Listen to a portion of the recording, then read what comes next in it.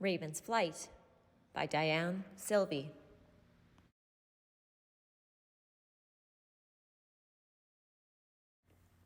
Chapter 9.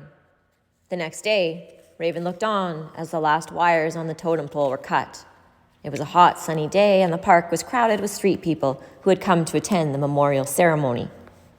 We're here today to dedicate this totem to those who have died on the downtown Lower East Side streets. You are invited to take some flowers out of the bucket here and lay them on the foot of the pole. You are also welcome to say a few words on behalf of those you have lost, said an official speaking through a red and white bullhorn. Men, women, and children who lived on the streets filed forward to speak into the bullhorn. They remembered wives, mothers, sisters, brothers, and friends who had overdosed, been murdered, fallen ill with AIDS, disease, or hypothermia, or disappeared without a trace. In most cases, those who had died were the survivors' only family. Many of those dead were women who had been killed on the job by men they worked for unpaid drug debts. Bodies the police recovered on the streets that couldn't be identified were often buried in unmarked graves. A man at the head of the line stepped forward, his hands trembling visibly as he reached for the flower bucket. "I'd like to," he choked, then stopped to clear his throat. "I'd like to remember my dear wife, Rosa, and her sister. They got into some bad stuff last winter, drugs that were too pure. They overdosed on the spot. They were good women who never hurt anybody. All of you, everyone who knew them, can testify to that." He stood to one side with his head bowed. A young woman began. "I'd like to say a few words about my twin sister, Dee. She was murdered a couple of months ago. She was only 26, full of fun, and my closest friend. There are over 20 women missing in the downtown East Side, yet no one is doing anything about it. Why don't the police? Why doesn't the law protect us? Don't we have rights the same as everybody else? My sister was strangled like a rag doll. No one knows how long her body lay in a dumpster before somebody found her." She sobbed. Raven was finding it difficult to swallow, and she struggled to keep from crying. She saw Anna and Robert come forward, but Ben and Bertie were nowhere in sight. Raven hadn't had a chance to talk to them since reuniting with Marcy. Anna held her brother's small hand while she picked up 2 bunches of flowers, passing one bouquet to Robert and gripping the other as if for strength. "My brother and I want to say a few words about Bertie. Bertie was like a mother to us. Our whole family died in a fire a couple of years ago. Bertie found us wandering the streets and took us in. She did the best she could for us, kept us fed and warm, and showered us with love.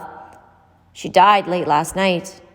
Her huge heart just gave up and gave out," Anna whispered. Robert placed his flowers at the base of the pole and wiped a tear with his fist. "Love you more than chocolate, Bertie," he cried out. His sister hugged him tightly against her. Tears streamed down Raven's face. What would happen to the children now? What would they do without Bertie? At that moment, she spotted Ben striding across the park. He knelt down in front of the children, gathering both of them in his arms. "Raven, hurry up or we'll miss the bus," Marcy yelled from across the street. Raven couldn't leave without hugging Ben and the kids and telling them how much their help meant to her, how badly she felt about Bertie. She gave Ben her address in Egmont and promised that they would see each other again and write in the meantime. Her heart gave a lurch as she looked back and met Ben's eyes. Raven knew how relieved she was to leave the shadow of the downtown East Side. But would Ben be so lucky? Raven stood in line at the depot to buy 2 tickets for home. Marcy stood beside her, leaning on her suitcase shakily. "Are you all right, Marcy?" "No, I'm on edge. It's the thought of facing Mom and Dad, but it's also the detox shakes. I'm still recovering." "You'll feel better once you're away from all of this. You have to believe you're strong enough to beat it, and you know you're not alone," Raven said. "The bus for Gibson's settled and points north now, boarding at Bay 23, the loudspeaker announced. The girls handed the bus driver their tickets and climbed on board. "Let's sit at the back. I don't feel like being around other people right now," Marcy said. Raven sat quietly looking out the window until they approached Horseshoe Bay. Marcy turned to her and asked, "Do you hate me?" "Hate you? How could I hate you? You're my sister. I love you." Well, Mom and Dad must surely hate me after all I've put them through. Nobody hates you. We all love you. Why do you think I came to look for you? You will always be a big part of our family. There's no rule that says you have to be perfect to belong to a family. But you're perfect. No, I'm not. You're exaggerating. You always get the best grades, help Mom with the chores, give half your money to help support the family. You even had the courage to come and look for me on Skid Row. That doesn't make me perfect. Far from it. It's just that I set a goal for myself a long time ago. I decided then I wouldn't let anything stand in the way of me going to university. It's selfish, really, if you come right down to it, but it keeps me focused. But that's what I'm talking about. You had to use some of your hard-earned money for university to come and find me. I'm so sorry, Marcy sobbed.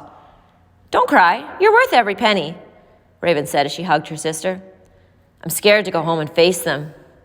But they'll be so happy to see you.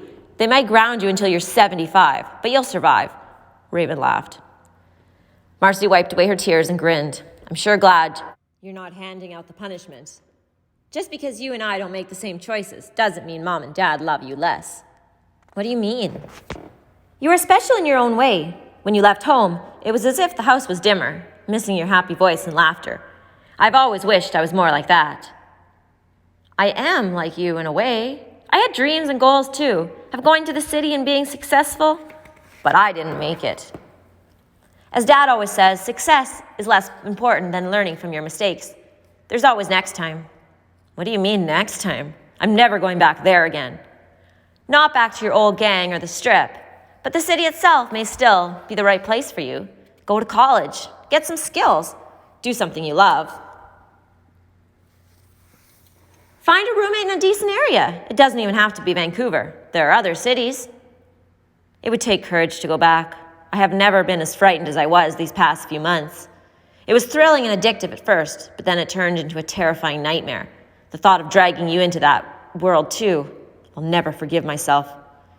If you want to put it behind you, you can. Dad always said admitting a weakness is a strength in itself, Raven said as the bus boarded for the ferry home. Their father was there to meet them when they arrived at Earl's Cove. He hugged them both and ushered them into the boat. He shouted above the drone of the boat's engine, "We'll talk in the morning." The girls knew that tomorrow there would be much to say, but for now, their presence was enough. It was 8 a.m., and Marcy and her parents sat at the breakfast table. Tim and Alan had been pleased to see Marcy again, but quickly got caught up in plans for a tree fort and abandoned their cereal for the backyard. Raven was catching up on schoolwork she'd missed and thought it'd be best to leave her sister without an audience. Marcy had practiced several scenarios, but faced with the prospect of confessing, all she could do was clear her throat. Both parents looked at her expectantly. Finally, her father spoke. "I'd like to give thanks for Marcy and Raven's safe return," he said softly. They joined hands and bowed their heads. "Aren't you going to lecture me, or ground me, or something?" Marcy blurted. "Have we ever lectured you?" "No." "Have we ever grounded you?" "No." "Then what makes you think we would now?" "Well, I've changed. I've let you down."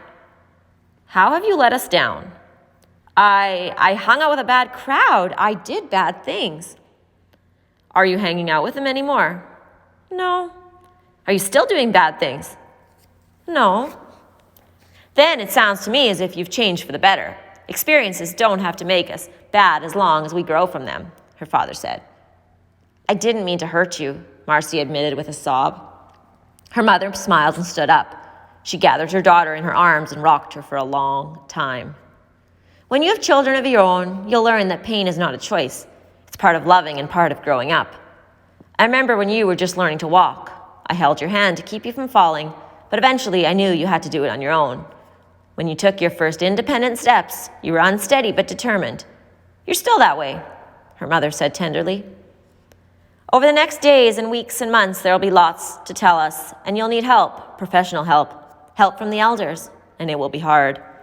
But for now, we just want you to feel safe and to turn to us whenever you need to. Tomorrow, I'm going to make a journey to Red Top. The mountain has always been a special place of sanctuary to our people, a spiritual place of healing. I was hoping you would come with me. We could leave at first light, her father offered.